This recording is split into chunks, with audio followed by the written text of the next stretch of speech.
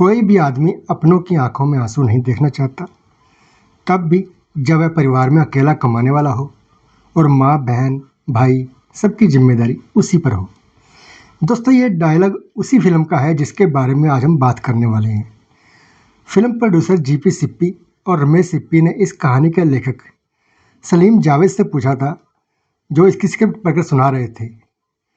सलीम जावेद ने आगे पढ़ा। हीरो को पता चलता है कि एक हत्या का सुराग देने पर 5 लाख रुपए की पेशकश की गई है और रकम इतनी बड़ी है कि उसकी सारी समस्याओं का अंत हो जाएगा। तो वह एक प्लान बनाता है और हत्या का इल्ज़ाम अपने ऊपर ले लेता है। इसी बीच जीपी सिप्पी को शोले की कहानी पसंद आ गई और इस कहानी पर उसी साल काम शुरू हो गया। लेकिन इस कहानी का क्या करें? सलीम जावेद इसे लेकर सेंटिमेंटल थे और हर प्रोड्यूसर से यही कह रहे थे कि आज के माहौल में ये हर मिडिल क्लास फैमिली के दिलों को छू जाएगी। लेकिन कोई रिस्क लेने को तैयार नहीं था।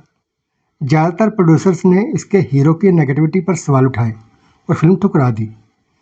लेकिन यही कहानी जब सलीम जावेद ने सुचित्रा फिल्म के प्रोड्यूसर प्रेम जी को सुनाई तो उन्होंने एक झटके में ही ओके कर दी और उस फिल्म का नाम था मजबूर। सुचित्रा प्रोडक्शन तब सामाजिक मुद्दों पर फिल्म बनाने के लिए मशहूर था और उस दौर में कई सुपरहिट फिल्में जैसे चिराग, दुश्मन, मेरा साया, दोस्त, मस्ताना, ईमान धर्म जैसी कई उन्होंने सामाजिक फिल्में बनाई थी। प्रेम जी ने इसके डायरेक्शन की जिम्मेदारी रवि टंडन को दी और स्टार कास्ट में शामिल हुए अमिताभ बच्चन, परवीन बॉबी, प्राण, फरीदा जलाल, इफ्तिखार और सुलोचना लटकर। इस फिल्म का संगीत दिया था लक्ष्मीकांत प्यारेलाल जी ने और ये अमिताभ बच्चन और प्रवीण बाबी की पहली फिल्म थी। तब किसी ने सोचा भी नहीं था कि यह जोड़ी अगले साल तक सिनेमा के पर्दे पर कई सुपरहिट फिल्मों के साथ धूम मचाने वाली है। दोस्तों, फिल्म की कहानी वहाँ तक तो इंटरेस्टिंग और यूनिक थी जब हीरो मजबूर होकर हत्या का इल्ज़ाम अपने ऊपर ले लेते हैं। लेकिन इसके बाद की कहानी आगे बढ़ाना और दर्शकों को बांधे रखना चुनौती थी। लेकिन गहरी चाल और फरार ऐसी ही कई सस्पेंस और थ्रिलर से भरपूर फिल्मों ने साबित कर दिया था कि ऐसी परिस्थितियों में अमिताभ बच्चन की एक्टिंग और बॉडी लैंग्वेज लाजवाब रही है। और कहानी के बीच में एंट्री होती है एक नए करैक्टर माइकल डिसूजा की, जो इस फिल्म की दशा और दिशा दोनों बदल देता है। और ये भूमिका प्राण साहब ने निभाई थी। तब प्राण साहब की ब्रांड वैल्यू इतनी ऊपर थी कि कईयों ने सलाह दी कि आधी फिल्म के बाद प्राण को लाना बेकार है।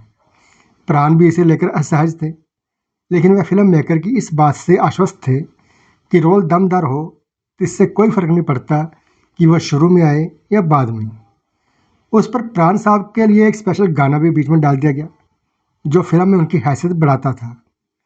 माइकल डिसूजा यानी प्राण को लाया ही इस मकसद से गया था कि वह रवि खन्ना यानी अमिताभ बच्चन के आत्मघाती कदम को रोके और असली कातिल का पर्दाफाश करे। खुद को फांसी से बचाने और असली हत्यारे तक पहुंचने के लिए रवि हॉस्पिटल से भाग जाता है और उसे आगे के एक्शन में माइकल की मदद मिलती है। दोस्तों, बॉक्स ऑफिस पर इस फिल्म का परफॉर्मेंस कैसा था, इसके पहले ये भी जानते चलें कि बाद में इसी कहानी पर तेलुगु में भी राघवेंद्र राव ने 1976 में फिल्म बनाई राजा, जो सुपरहिट रही है।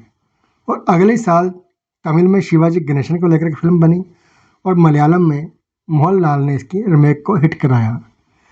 अपनी धमाकेदार कहानियों से तब लाइट में आए सलीम जावेद की यह कहानी भी असल में हॉलीवुड की 2 फिल्मों 1970 में आई जिक जैग और कोल्ड वेयर से प्रभावित थी।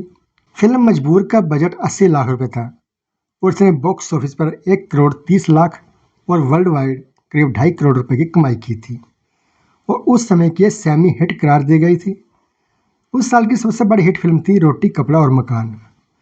मजबूर को पॉपुलर बनाने में किशोर कुमार, मोहम्मद रफ़ी और लता मंगेशकर की आवाज़ों में लक्ष्मीकांत प्यारेलाल का संगीत भी कारगर रहा।